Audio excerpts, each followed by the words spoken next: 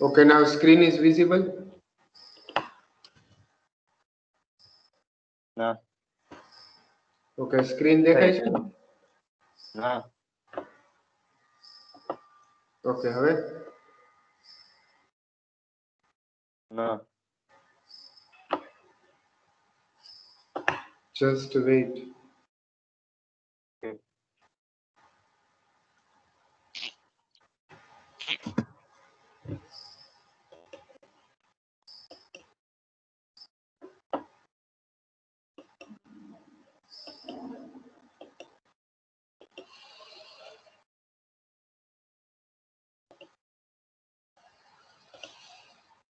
Okay sir.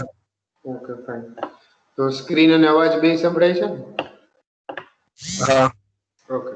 હા So now, last time we have discussed the one method, simple payback period. બરાબર છે? So in this method, we are just calculating the payback period when we have to install the any kind of machine equipment અથવા power plant. બરાબર, એની માટે આપણે last time આ equation પણ જોયું હતું. Simple payback period is equals to first cost divided by yearly benefit minus yearly cost. Okay, so first cost means કોઈ પણ equipment machine જ્યારે install કરીએ છીએ ત્યારે એની installation અને commissioning, testing, transportation, પછી એ સિવાય બીજું જીએસટી લાગતું હોય તો આ બધી વસ્તુ એમાં કન્સિડર થઈ જાય. Okay, so including tax and transportation with commissioning બધી વસ્તુ ફર્સ્ટ કોસ્ટમાં આવી જશે. ફોર એક્ઝામ્પલ 10 લાખ રૂપીસનું મશીન આપણે પરચેસ કર્યું છે તો એની ટ્રાન્સપોર્ટમાં લોકેશન સુધી પહોંચાડવા માટે જે કોસ્ટ થાય છે, પ્લસ ટેક્સીસ જે લાગે છે, પ્લસ કમિશનિંગ એટલે ફિટ કરવા માટેનું જે ચાર્જ લાગે છે, ટેસ્ટિંગનું જે છે, આ બધી વસ્તુનું ટોટલ જે મળે ધેટ ઇઝ યોર ફર્સ્ટ. બરાબર, અહીંયા ડિયોડોરાઇઝર જે મશીન ઇન્સ્ટોલ કરવાનું છે એની ટ્રાન્સપોર્ટેશન, પરચેઝિંગ, ઇન્સ્ટોલેશન, કમિશનિંગ બધું થઈને ટોટલ કોસ્ટ 60 લાખ રૂપીસ થાય છે. બરાબર, ઇન્ક્લુડિંગ ટેક્સ, ઇન્સ્યોરન્સ હોય તો ઇન્સ્યોરન્સ બધું થઈને 60 લાખ રૂપીસ થાય છે. એનાથી 1.5 રૂપીસ 1.5 લાખ રૂપિયાનું તમારે યરલી મેન્ટેનન્સ આવે છે. આ જ મશીન તમે એકવાર ઇન્સ્ટોલ કર્યું પછી એવરી યર તમારે 1.5 લાખ રૂપિયાનો એની ઉપર ખર્ચો કરવો પડે છે. અને એવરી યર બેનિફિટ કેટલું આપે છે તો કે 20 લાખ રૂપિયા. તો 60 ડિવાઇડેડ બાય 20 માઇનસ 1.5. 60 શું છે તો કે મશીનની કોસ્ટ, ટોટલ કોસ્ટ, પછી ડિવાઇડેડ બાય બેનિફિટ એટલે કે યરલી તમને આ મશીન દ્વારા તમારું સ્ટીમ કન્ઝપ્શનમાં ઘટાડો થાય છે. કેટલા રૂપિયાનું તો કે 20 લાખ રૂપિયા. તો યરલી તમને 20 લાખ રૂપિયાનું સેવિંગ મળે છે. તો 20 લાખ તમારા યરલી બેનિફિટ થઈ ગયા, માઇનસ જે મશીન લીધું હતું એનું મેન્ટેનન્સ એવરી યર જે આવે છે that is 1.5. Maintenance every year જો અલગ અલગ આવતું હોય તો આપણે એવરેજ મેન્ટેનન્સ લઈ શકીએ. ફોર એક્ઝામ્પલ સ્ટાર્ટિંગમાં મેન્ટેનન્સ ઓછો આવે, પછી પ્રોડક્ટ જૂની થતી જાય તો એનું મેન્ટેનન્સ વધતું જાય. તો જે મશીનનો લાઈફ પીરિયડ છે, લાઈફ ટાઈમ છે, એ આખા લાઈફ ટાઈમનું એવરેજ મેન્ટેનન્સ કોસ્ટ એન્યુઅલ અહીંયા લઈ લેવાનું. ઓકે, તો 60 ડિવાઇડેડ બાય 20 માઇનસ 1.5 કરશો તો 3.3 મીન્સ 3 years and 3 months તમને આન્સર આવશે. બરાબર છે, આ સિમ્પલ મેથડ છે, ઓછા ટાઈમમાં કેલ્ક્યુલેટ થઈ જાય છે. પણ એનો ડિસએડવાન્ટેજ શું છે તો કે આમાં કોઈ પણ જાતની રિકવરી અથવા પ્રોફિટેબિલિટી નથી બતાવતી. એટલે એવરી યર જે પ્રોફિટમાં વધારો થાય છે કે ઘટાડો થાય છે એ આમાં ક્યાંય જોવા મળતું નથી. બરાબર છે, આપણને પેબેક પીરિયડ જ ખાલી મળે છે. એ પેબેક પીરિયડ મળ્યા પછી આપણને કેટલો બેનિફિટ કેટલા ટાઈમમાં મળશે એ કઈ આમાં મેન્શન થશે નહીં. ઓકે, અને આમાં કોઈ મશીનનું લાઈફ પીરિયડ કેટલો છે એ પણ કન્સિડર કરવામાં નથી આવ્યું. તો આ ડ્રોબેક છે જેને લીધે આ મેથડ મોટા ઇક્વિપમેન્ટ અથવા મોટા પ્લાન્ટ માટે બેનિફિશિયલ નથી. એટલે કે આ રફ મેથડ છે, એપ્રોક્સિમેટ મેથડ છે, એક્ઝેક્ટ મેથડ નથી. So now more accurate method is return on investment. So this method is comparatively accurate. Okay, simple payback period ની મેથડ કરતા આ મેથડ થોડીક એક્યુરેટ છે. નો ડાઉટ કેલ્ક્યુલેશન થોડુંક વધારે થશે. સિમ્પલ પેબેક ની મેથડમાં સિમ્પલ એક ઇક્વેશન, બેસિક ઇક્વેશન થી થઈ જતું હતું. but in this case we have to go with the some bigger equation. Okay, એના દ્વારા જે આપણને આન્સર મળશે તે એક્યુરેટ મળશે. So next method is return on investment, ROI. Short form of first method is SPP. It means simple payback period. First cost divided by yearly benefit minus yearly cost લેતા હતા. જ્યારે return on investment માં તમારે annual return from the project as a percentage of the capital cost.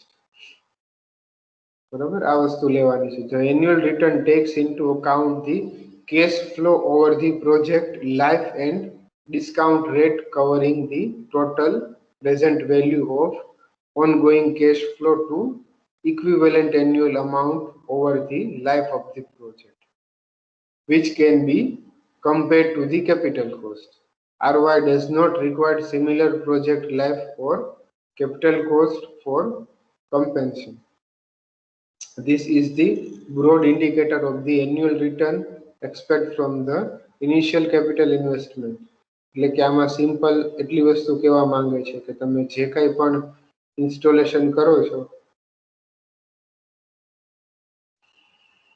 Installation કર્યા પછી એમાંથી તમને yearly જે બેનિફિટ મળશે એ કેલ્ક્યુલેટ કરવામાં આવે છે, પ્લસ તમારું ફર્સ્ટ યરમાં કેટલો બેનિફિટ મળશે, સેકન્ડ યરમાં કેટલો મળશે, થર્ડ યરમાં કેટલો મળશે, એ એવરી યરનું તમારે પહેલેથી જ કેલ્ક્યુલેશન કરવામાં આવે છે કે પહેલા વર્ષે આટલું પ્રોફિટ થશે અથવા આટલા % તમને રિટર્ન મળશે, બીજા વર્ષે આટલા % મળશે.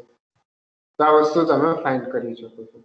પ્લસ જે ઇન્સ્ટોલેશન કર્યું છે મશીન, ઇક્વિપમેન્ટ અથવા ડિવાઇસ, એની તમે લાઈફ સાયકલ પણ આમાં કેલ્ક્યુલેટ કરવામાં આવે છે. કોઈ મશીનની લાઈફ સાયકલ 3 વર્ષની હોય, કોઈ મશીનની લાઈફ સાયકલ 50 વર્ષની હોય, તો ડિપેન્ડ ઓન ઇટ્સ લાઈફ. બરાબર છે. આપણે સીલિંગ ફેન છે તો સીલિંગ ફેનની ફોર એક્ઝામ્પલ લાઈફ 15 વર્ષની છે, તો એ પ્રમાણે રિટર્ન ઓન ઇન્વેસ્ટમેન્ટ ફાઇન્ડ કરવામાં આવે. મોબાઈલનું તમે લ્યો તો મોબાઈલની લાઈફ કેટલી છે તો 3 to 5 years. બરાબર છે. તો દરેક વસ્તુની લાઈફ સાયકલ અલગ અલગ હોય. પાવર પ્લાન્ટ છે તો એની લાઈફ સાયકલ કેટલી છે તો 50 વર્ષ, 60 વર્ષ.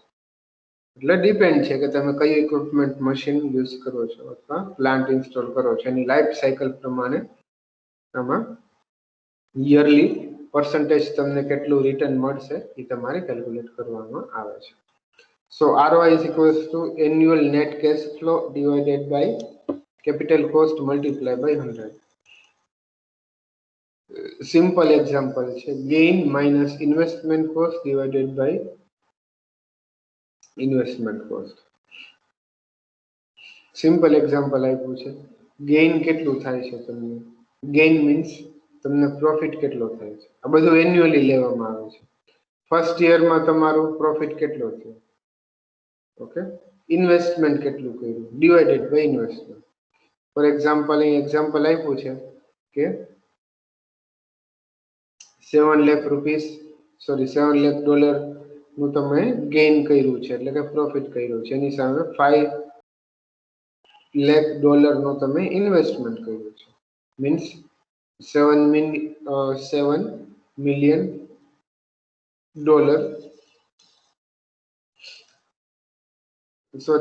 $7 lakh minus $5 lakh divided by $5 lakh.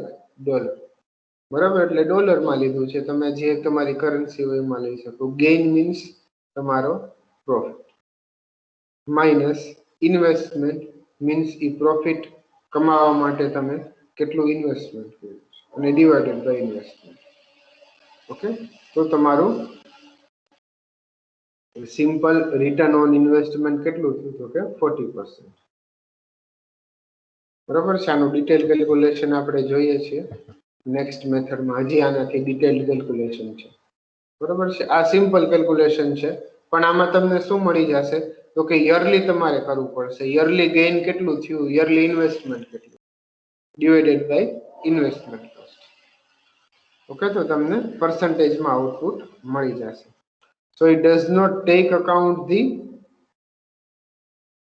Time value of machine, એટલે કે આ કેટલા વર્ષ માટે કરવું પડે છે એ બધા માટે અલગ અલગ છે. એટલે એ કઈ ફિક્સ નથી કે આ મેથડ તમે કેટલા વર્ષ માટે એપ્લાય કરશો. બરાબર છે. તમે પહેલા 2 વર્ષ માટે એપ્લાય કર્યું તો પહેલા 2 વર્ષનું જ આઉટપુટ મળશે, બાકીના વર્ષ માટે એપ્લાય ન કર્યું તેનું નહીં તમને ખ્યાલ આવે. તો આ ટાઈમ બાઉન્ડ મેથડ થઈ ગઈ. It does not account the net cash flow.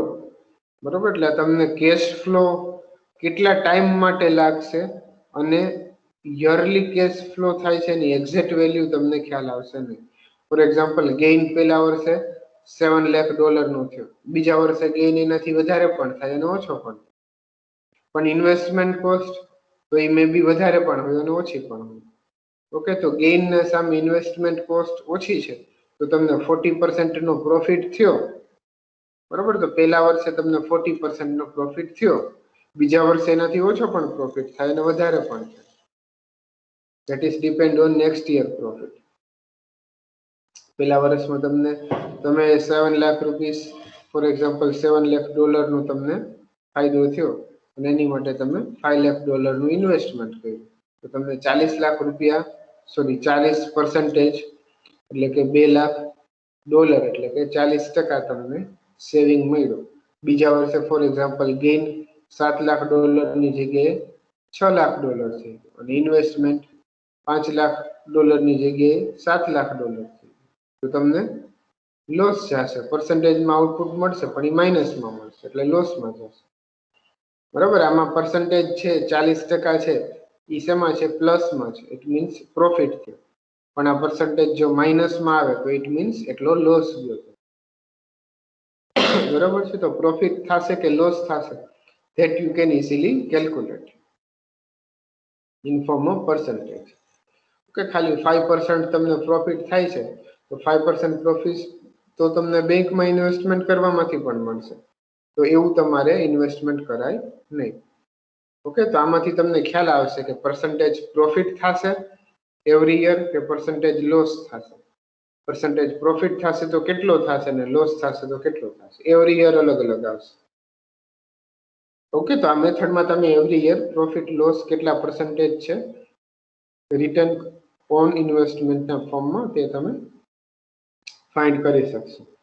Okay, this is also simple method but more accurate compared to previous method. Now, most accurate method. This method is most accurate method, that is net present value. તમારી every યરની જે value તમને મળશે એનું total સમ કરવામાં આવે છે. So, net present value of project is equal to the sum of present value of all cash flow associated with it. એટલે કે તમારું ફર્સ્ટ યરમાં જે તમને સેવિંગ થાય છે પ્લસ સેકન્ડ યરમાં જે સેવિંગ થાય છે પ્લસ થર્ડ યરમાં જે સેવિંગ થાય છે, બધાયનું ટોટલ કરીને આખા પ્રોજેક્ટનું સેવિંગ તમારે પહેલેથી જ કેલ્ક્યુલેટ કરી દેવામાં આવે છે. ઓકે, તો આમાં નવા અમુક ટર્મ છે CFO. ફર્સ્ટ ટર્મ છે NPV, that is net present value. એ તો આપણને ખ્યાલ છે. નેટ પ્રેઝન્ટ વેલ્યુ એટલે કે અત્યારની પ્રેઝન્ટ વેલ્યુ કે જે તમને આગળ જતા પ્રોફિટના ફોર્મમાં મળશે. So net present value NPV is equals to CFO. CFO means cash flow at the end of 0 year. એટલે કે તમારી investment cost. CFO means C means cash, F means flow and 0 means after the end of 0 year. એટલે કે કોઈ પણ જાતનું તમે ઈ machine install કર્યા પછી એનાથી વર્ક લીધું નથી, હજી જસ્ટ ઇન્સ્ટોલ કર્યું છે એટલે 0 યર થયા છે. જસ્ટ ઇન્સ્ટોલ કર્યું એના 2 દિવસ થયા તો એને 0 યરમાં કન્સિડર કર્યું. એટલે તમારું investment cost. cash flow at the end of 0 year, it means તમારી investment cost. Okay. પછી CF1 means cash flow occurring at the end of 1 year. એક વર્ષ પછીની તમારી ઇન્વેસ્ટમેન્ટ. એવી જ રીતે 2 વર્ષ પછીની, 3 વર્ષ પછીની, એવી રીતે જેટલી એ પ્રોજેક્ટની લાઈફ હોય એટલા વર્ષ સુધીની કેશ ફ્લો. બરોબર છે? ડિવાઇડેડ બાય 1 પ્લસ કે. કે means discount rate. Discount rate already તમને એક્ઝામ્પલમાં આપેલો હશે. ડિસ્કાઉન્ટ રેટ આટલા પર્સન્ટેજ છે અથવા આટલો છે.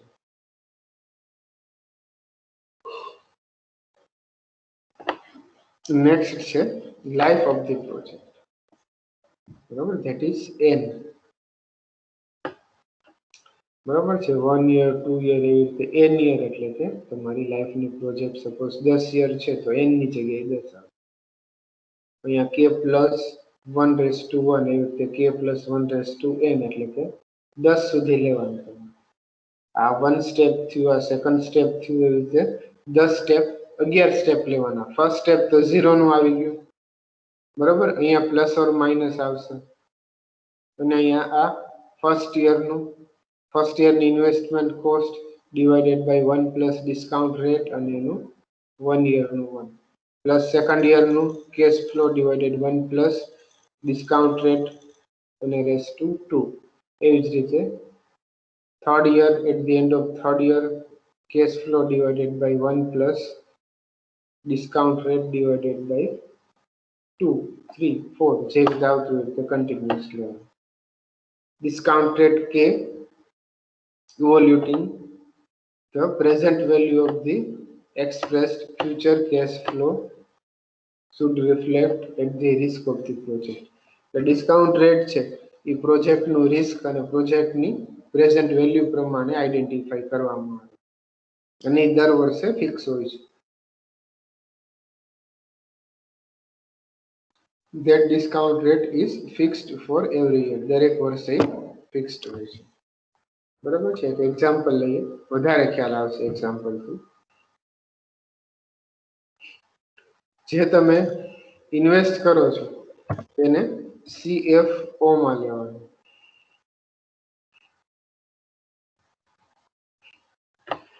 CFO શું છે? તો કે cash flow at the end of 0 year. એટલે કે તમે જેવું ઇન્વેસ્ટમેન્ટ કર્યું છે ઇન્વેસ્ટમેન્ટની કોસ્ટ, અને અહીંયા જે છે એ માઇનસની નિશાની છે. એકચ્યુઅલી ઇન્વેસ્ટમેન્ટ કોસ્ટ છે, ઇન્વેસ્ટ કરો છો એ તમારું માઇનસ. ઇન્વેસ્ટમેન્ટ મીન્સ તમારી આગળ પૈસા હતા એમાંથી તમે વાપરીને કઈ પ્રોડક્ટ લીધી તો એ તમારું માઇનસ છે. એટલે જે ઇન્વેસ્ટમેન્ટ કોસ્ટ આવશે CFO એ હંમેશા માઇનસમાં આવશે. એના પછી એવરી યર જે તમારું પ્રોફિટ થશે એ બધું પ્લસમાં આવશે. તો CFO માઇનસ આવશે, CF1, CF2 એવી રીતે CFN સુધી બધા પ્લસમાં આવશે. ઓકે, અને કે ની વેલ્યુ પર્સન્ટેજમાં આપણે લઈ શકશું અથવા પોઈન્ટમાં લેશું. 10% મીન્સ 0.1. બરોબર, કે ની વેલ્યુ સપોઝ 5% છે તો 0.05. કે ની વેલ્યુ 10% છે તો 0.1 અથવા 0.10. કે ની વેલ્યુ ફોર એક્ઝામ્પલ 25% છે તો 0.25. કે ની વેલ્યુ 100% છે તો 1, પણ એટલી આવશે નહીં. કે ની વેલ્યુ ફોર એક્ઝામ્પલ 2% છે તો 0.02. કે ની વેલ્યુ 5% છે તો 0.05. કે ની વેલ્યુ 8% છે તો 0.08. બરોબર, એ રીતે લેવામાં આવશે. Now next. So now we see the one example. બરાબર, એક એક્ઝામ્પલ જોશું. નેટ પ્રેઝન્ટ વેલ્યુ કેલ્ક્યુલેટ કરવાનું, કારણ કે આ થોડુંક એક્ઝામ્પલ સમજવું પડે એવું છે. ઇક્વેશન ખાલી યાદ રાખવાથી એક્ઝામ્પલ એટલો બધો ખ્યાલ નહીં આવે એક્ઝામ્પલમાં. So that now we see the one example. અવાજ સંભળાય છે? યસ, નિશિત, કિશોર, સાગર. હા હા ઓકે. હા so one example for net present value. બરોબર છે? નેટ પ્રેઝન્ટ વેલ્યુ નું એક એક્ઝામ્પલ આપણે લીધું છે. તો એક્ઝામ્પલમાં શું આપેલું છે? તો આ ટેબલ આપેલું હશે. એક્ઝામ્પલમાં ટેબલ આપેલું હશે. શું છે તો કે ઇન્વેસ્ટમેન્ટ કેટલું કર્યું છે 10 લાખ રૂપિયાનું. ઓકે, 10 લાખ રૂપિયાનું ઇન્વેસ્ટમેન્ટ કર્યું છે, 10 લાખ રૂપીસનું ઇન્વેસ્ટમેન્ટ છે. એવરી યર સેવિંગ કેટલું થાય છે તો કે પહેલા વર્ષે 2 લાખ રૂપિયાનું સેવિંગ છે, બીજા વર્ષે 2 લાખ, ત્રીજા વર્ષે 3 લાખ. આની પહેલાની મેથડ આપણે જોઈ હતી, એમાં શું હતું તો કે ફર્સ્ટ સિમ્પલ પે બેક પીરિયડમાં એવરી યર પ્રોફિટ સેમ થાય છે એવું માનીને ચાલવાનું હતું. સિમ્પલ પે બેક પીરિયડમાં આપણે યરલી સેવિંગ લેતા હતા, ઓકે, યરલી બેનિફિટ લેતા હતા છેદમાં. તો યરલી બેનિફિટ કેવું હતું તો કે આપણે ફિક્સ લેતા હતા, પણ એકચ્યુઅલી યરલી બેનિફિટ ફિક્સ હોતું નથી, એવરી યર ચેન્જ થાય છે. એટલે ફર્સ્ટ મેથડ એટલી એક્યુરેટ નથી. નેક્સ્ટ હતી return on investment. Return on ઇન્વેસ્ટમેન્ટમાં શું લેતા હતા તો કે આપણે ફર્સ્ટ યર જે આપણે પ્રોફિટ થતો તો માઇનસ ઇન્વેસ્ટમેન્ટ કરતા હતા, જે મળે એ પર્સન્ટેજના ફોર્મમાં મળતું હતું. તો આ શું થતું તો કે દર વર્ષે પર્સન્ટેજમાં કેલ્ક્યુલેટ કરવું પડે, તો ઘણા બધા સ્ટેપ કરવા પડે. એટલે આ મેથડ થોડીક લાંબી થઈ જતી હતી અને આની લાઈફ કેટલી હતી કઈ ફિક્સ નહોતું. એટલે સેકન્ડ મેથડમાં એ પ્રોબ્લેમ હતો. તો ફર્સ્ટ મેથડમાં શું પ્રોબ્લેમ હતો તો કે એવરી યર બેનિફિટ અલગ અલગ મળતું હતું, એ આપણે કેલ્ક્યુલેટ નહોતા કરતા. તો એ બેનિફિટને ઓવરકમ કરવા માટે સેકન્ડ મેથડ લીધી હતી, રિટર્ન ઓન ઇન્વેસ્ટમેન્ટ. એમાં આપણને એવરી યર જે અલગ અલગ બેનિફિટ મળે એ લઈ શકતા હતા, તો એ આપણને ફાયદો થતો હતો. પણ આમાં સેકન્ડ મેથડમાં સ્ટેપ વધી જતા હતા અને સેકન્ડ મેથડમાં એવરી યરનું તમારે અલગ અલગ ફાઇન્ડ કરવું પડતું હતું અને એવરી યરનું પર્સન્ટેજ કરીને દરેકના અલગ અલગ આન્સર આવતા, એને પછી તમારે ઇવોલ્યુટ કરવા પડે. એટલે બહુ લાંબી મેથડ થઈ જતી હતી. પ્લસ એ મેથડમાં તમારો ટાઈમ પીરિયડ કેટલો છે એ ફિક્સ નહોતું. બરોબર છે, ટાઈમ પીરિયડ નો ડાઉટ જેટલું હોય એટલી વાર સ્ટેપ કરવા પડે, પણ એ કઈ ફિક્સ નહોતું. તો થર્ડ મેથડમાં આ પણ ડિસએડવાન્ટેજ ઓવરકમ થઈ જાય છે. એટલે કે થર્ડ મેથડમાં કેલ્ક્યુલેશન પણ થોડુંક ઈઝી થઈ જાય છે, એનું જે લાઈફ પીરિયડ છે કેટલા વર્ષનું છે એ પણ એક સાથે કેલ્ક્યુલેટ થઈ જાય છે અને એક જ સ્ટેપમાં એક જ ઇક્વેશનમાં આખો આન્સર આવી જશે. અને પર્સન્ટેજમાં નહીં, ડાયરેક્ટ તમને રૂપીઝમાં જે તમે યુનિટમાં ઇન્વેસ્ટમેન્ટ અને સેવિંગ ગણ્યું હશે એ જ યુનિટમાં તમને આન્સર મળી જશે. પર્સન્ટેજનું પછી તમારે રૂપીઝમાં કે ડોલરમાં કેલ્ક્યુલેટ આની પહેલાની મેથડમાં કરવું પડતું હતું, આમાં એવું કંઈ કરવું પડશે નહીં. એમાં ડાયરેક્ટ તમને પ્લસ ઓર માઇનસમાં કેટલો પ્રોફિટ થશે at the end of project. Project 5 વર્ષ 6 વર્ષનો હોય તો 6 વર્ષના અંતે તમને કેટલા રૂપિયાનો પ્રોફિટ થશે અથવા કેટલા રૂપિયાનો લોસ થશે, અથવા કેટલા ડોલર અથવા જે કરન્સીમાં પ્રોફિટ થવાનો હોય એ કરન્સીનું પ્રોફિટ અથવા લોસ તમને ડાયરેક્ટ એક સ્ટેપમાં જ મળી જાય. અને આમાં લાઈફ પીરિયડ પણ એક સ્ટેપમાં લઈ શકીએ. તો આ મેથડ મોસ્ટ એક્યુરેટ છે, મોસ્ટ સુટેબલ છે અને મોસ્ટ એપ્લિકેબલ છે. બરાબર છે, તો આ મેથડ બધી જગ્યાએ મોસ્ટ કોમનલી યુઝ કરવામાં આવે છે, that is net present value. બરાબર છે, તો આ નેટ પ્રેઝન્ટ વેલ્યુમાં આપણે કોઈ મશીનરી ઇન્સ્ટોલ કર્યું જેનાથી આપણને સેવિંગ થાય છે. તો કોઈ મશીનરી ઇન્સ્ટોલ કર્યું એ 10 લાખ રૂપિયા, એનાથી આપણને સેવિંગ કેટલું થાય છે તો કે પહેલા વર્ષમાં 2 લાખ રૂપિયા સેવિંગ થાય, બીજામાં 2 લાખ થાય, ત્રીજામાં 3 લાખ, ચોથા વર્ષમાં 4 લાખ અને પાંચમા વર્ષમાં 3.5 લાખ રૂપિયાનું આપણને સેવિંગ થાય છે. બસ 5 વર્ષ જ સેવિંગ થાય છે, પછી કઈ ખાસ એનાથી પ્રોફિટ મળતો નથી. એની લાઈફ પીરિયડ જ 5 વર્ષની છે, પછી આપણને કઈ સેવિંગ નહીં મળે. પછી પહેલા જેવું મશીન જેવું વર્ક કરતું એવું જ કરવા માંડે, 5 વર્ષ સુધી આપણને સેવિંગ મળે છે. ઓકે, તો એ રીતનું ફોર એક્ઝામ્પલ પ્રોજેક્ટ છે. બરાબર છે, તો આને હવે ઇક્વેશનમાં કઈ રીતે લખવાનું? ફર્સ્ટ 10 લાખ રૂપીસ જે છે that is our investment cost, CFO. 10 lakh rupees છે એ CFO છે. તો ઇક્વેશનમાં શું હતું? CFO divided by 1 plus k raise to 0. એટલે CFO આપણું કેટલું છે 10 લાખ રૂપિયા divided by 1 plus k. k કેટલો છે તો કે 10%. k જે છે એ છે 10%. 10% એટલે કે 0.1, એટલે કે 1 પ્લસ 0.1. k કેટલો છે 10% એટલે કે 0.1, એટલે અહીંયા 1 પ્લસ 0.1 એટલે કે 1.1. 1 પ્લસ 0.1 ઇઝ ઇક્વલ્સ ટુ 1.1. તો આખા છેદમાં શું આવી જશે 1.1. તો એ લખી દો. 1.1 અથવા 1.10 અથવા 1.100 બધું સેમ જ છે. તો 1 પ્લસ 0.1 ઇઝ ઇક્વલ્સ ટુ 1.1. બરાબર, 0.1 શું છે? તો કે તમારું 10% જે કે ની વેલ્યુ છે. કે ની વેલ્યુ જેટલા ટકા હોય એને ડિવાઇડેડ બાય 100 કરી નાખવાનો. 10% છે તો ડિવાઇડેડ બાય 100 કરો એટલે 0.1 મળે, તો એ લેવાનું. 50% હોય તો ડિવાઇડેડ 100 કરી નાખો તો એ લેવાનું. 5% હોય તો ડિવાઇડેડ બાય 100 કરી નાખવાનું, જે મળે એ લેવાનું. અને એને 1 પ્લસ કરી નાખવાનું.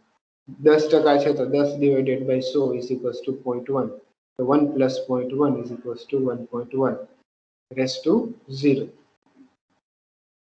બરોબર છે? પ્લસ તમારું CF1. બરાબર, CF1 એટલે કે પહેલા વર્ષના એન્ડમાં તમારું સેવિંગ કેટલું થાય છે? તો કેટલું થાય છે? 2 લાખ રૂપિયા. તો 2 લાખ રૂપિયા. છેદ તો હવે સેમ રહેશે. 1 પ્લસ કે ની વેલ્યુ ફિક્સ છે એટલે 1 પ્લસ કે ની વેલ્યુ બધામાં ફિક્સ આવશે. ખાલી એનો ઘાત જે છે એ 0 ની જગ્યાએ 1 થઈ જશે. એટલે અહીંયા 1.1 હતું, સેમ 1.1 જ બધે રહેશે છેલ્લે સુધી. 6 સ્ટેપમાં છેદમાં 1.1 જ રહેશે. પણ સ્ટાર્ટિંગમાં 0 હતું, પછી 1 હતું, ઘાત 2 ઘાત 3 ઘાત એવી રીતે n સુધી. એટલે પહેલામાં 0 ઘાત, પછી 1 ઘાત, 2 ઘાત, 3 4 n સુધી. પણ n કેટલા છે? 5 સુધી. તો છેલ્લે 5 એટલે 1.1 રેસ ટુ 5. બરાબર છે? પહેલામાં CFO કેટલું આવ્યું? 10 લાખ રૂપિયા. પહેલા વર્ષનું સેવિંગ 2 લાખ, બીજા વર્ષનું સેવિંગ પાછું 2 લાખ, ત્રીજા વર્ષનું 3 લાખ, ચોથા વર્ષનું 3 લાખ, પાંચમા વર્ષનું 3.5 લાખ. બરાબર, હવે 1.1 રેસ ટુ 0 એટલે આ 1 થઈ જશે. આમાં છેદ કેવું થઈ જશે? 1 થઈ જશે. કોઈ પણ ની 0 ઘાત એટલે 1. બરાબર, 1.1 ની 0 ઘાત એટલે 1. એટલે માઇનસ 10 લાખના છેદમાં 1 પ્લસ 2 લાખના છેદમાં 1.1. 1.1 ની 1 ઘાત એટલે 1.1. એવી જ રીતે 2 લાખના છેદમાં 1.1 નો સ્ક્વેર, 3 લાખમાં 1.1 ની 3 ઘાત, 4 લાખમાં 1.1 ની 4 ઘાત, અને સોરી 3 લાખમાં 1.1 ની 4 ઘાત અને 3.5 લાખમાં 1.1 ની 5 ઘાત. આ બધાનું કેલ્ક્યુલેટ કરશો, બીજું, ત્રીજું, ચોથું, પાંચમું, છઠ્ઠું એટલા સ્ટેપ છે એ પહેલા સ્ટેપ કરતા બાકીના 5 સ્ટેપનું ટોટલ વધારે આવશે. બીજું, ત્રીજું, ચોથું, પાંચમું અને છઠ્ઠું એટલે બીજા સ્ટેપ થી છેલ્લા સ્ટેપ સુધીનું જે ટોટલ થશે એ પહેલા જે આ સ્ટેપ છે એની કરતા વધારે હોવું જોઈએ, તો જ અહીંયા પ્લસ મળશે. એટલે બીજું, ત્રીજું, ચોથું, પાંચમું, છઠ્ઠું આ 6 ઇક્વેશન નો સરવાળો આ પહેલા ઇક્વેશન કરતા વધારે થાય છે. એટલે આપણને ફાઇનલ આન્સર કેમાં આવે છે? પ્લસમાં આવે છે, 5273. એટલે 5 વર્ષના અંતે ખાલી આપણને 5000 રૂપિયાનો ફાયદો થાય છે. પ્રોફિટમાં પ્લસમાં થાય છે. બરાબર, કારણ કે 5000 પ્લસ છે, 5273 આપણને પ્લસમાં મળે છે. So that is profit. માઇનસમાં મળે તો એને આપણે લોસમાં લેવામાં આવે છે. બરાબર, પણ પ્લસમાં આવે છે એટલે આ પ્રોફિટ થયો. પણ પ્રોફિટ કેવો છે? બહુ નિગ્લિજિબલ છે. નો ડાઉટ પ્રોજેક્ટ એક્સેપ્ટેબલ છે, પણ પ્રોફિટ બહુ ઓછો છે. તો આ પ્રોફિટ જે છે એ જનરલી એટલો બધો જાજો છે નહીં, એટલે આ પ્રોજેક્ટને તમે ન પણ ઇમ્પ્લિમેન્ટ કરી શકો. પણ જો લાખો રૂપિયામાં અહીંયા ફાયદો થતો હોય, 5000 ની જગ્યાએ જો 50,000 કે 5 લાખ એવું હોય, તો આ ફૂલી એક્સેપ્ટેબલ છે. આ પ્રોજેક્ટ એક્સેપ્ટ કરીને એ ઇમ્પ્લિમેન્ટ કરવો જોઈએ. બરાબર, એટલે ફાઇનલ આન્સર જે છે એક વસ્તુ યાદ રાખવાની, the answer of NPV is positive then it is profitable. બરાબર, અહીંયા લખ્યું છે present value criteria is acceptable the project if net present value is positive. બરાબર, એટલે આ વેલ્યુ જે છે નેટ પ્રેઝન્ટ વેલ્યુ ની આ જે વેલ્યુ આવે છે એ પોઝિટિવ છે તો પ્રોફિટ થયું કહેવાય, એટલે આ પ્રોજેક્ટ એક્સેપ્ટેબલ છે. પણ આ વેલ્યુ જે છે એ જો નેગેટિવ આવે એનો મિનિંગ શું થયો? તો કે આ પ્રોજેક્ટમાં લોસ જાય છે, તો આ પ્રોજેક્ટ એક્સેપ્ટેબલ નથી. તો આ પ્રોજેક્ટ કેવો થઈ જશે? રિજેક્ટ. તો reject the project if the net present value is negative. એટલે આ નેટ પ્રેઝન્ટ વેલ્યુ આપણને મળે છે એ નેગેટિવ હોય તો આ પ્રોજેક્ટ રિજેક્ટ કરવામાં આવે છે. શું કરવા? કારણ કે નેગેટિવ મીન્સ લોસ થાય છે આ પ્રોજેક્ટનો, ફાયદો નથી થતો, એટલે આ પ્રોજેક્ટને રિજેક્ટ કરવામાં આવે છે. ક્લિયર? અહીંયા સુધી કોઈને કઈ ક્વેશ્ચન?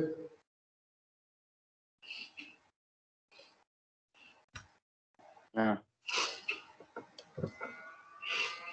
તો આ પ્રોજેક્ટ એટલે કે આ મેથડના એડવાન્ટેજ શું છે? તો કે તમારું આખું પ્રોજેક્ટનો લાઈફ કન્સિડર કરવામાં આવે છે. એવરી યર જે પ્રોજેક્ટમાં બેનિફિટ જેટલું થાય છે એ કન્સિડર કરવામાં આવે છે. ફાઇનલી પ્રોજેક્ટમાં ફાયદો થશે તો કેટલો થશે, નુકસાન થશે તો કેટલું થશે, આ બધી વસ્તુ કન્સિડર કરવામાં આવે છે. બરાબર? તો આ બધા એના એડવાન્ટેજ, ડિસએડવાન્ટેજ કોઈ છે નહીં. ઓકે, સો આ ત્રણેય મેથડ તમે ખાસ યાદ રાખજો. Simple payback period, return on investment and net present value.